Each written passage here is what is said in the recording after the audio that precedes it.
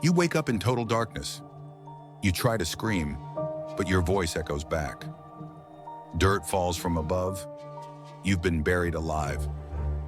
It sounds like something from a nightmare or a horror movie.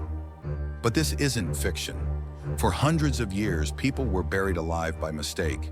And it sounds bizarre until you hear the real stories that inspired them. In 2015, in Honduras, a 16-year-old girl named Nancy Perez suddenly collapsed during a panic attack. Her body went still. Her parents rushed her to the hospital, but the doctors couldn't find a pulse. They pronounced her dead. The next day, her family gathered for a simple funeral. They buried her in a white coffin, but hours later, mourners heard something strange, a faint sound, like knocking. When they opened the coffin, they froze. There were scratch marks on the inside. Her fingers were bruised. Nancy had woken up, but by the time they reached her, she was gone again. That story made headlines around the world. But here's the terrifying truth. It's happened again and again. In 2022, in Zimbabwe, mourners gathered to bury Brighton Damazanthi, a man who had died after a short illness, or so they thought. Just as the service began, someone screamed. The coffin was moving. Xanthi opened his eyes. He had been alive the entire time. His pulse had slowed so much doctors couldn't detect it. He survived. And it's not just history.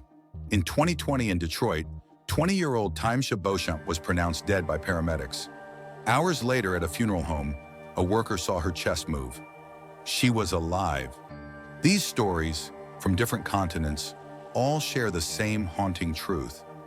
We still don't always know when life truly ends. That fear drove inventors to get creative. In 1791, a German inventor designed the first safety coffin, with a string tied to the corpse's hand. If the person moved, the bell above the grave would ring.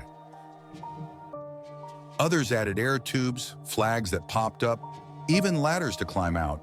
It sounds like madness, but for many, it was a lifeline. Families even hired guards to watch over graves, listening for the sound of a bell. They were called grave watchers.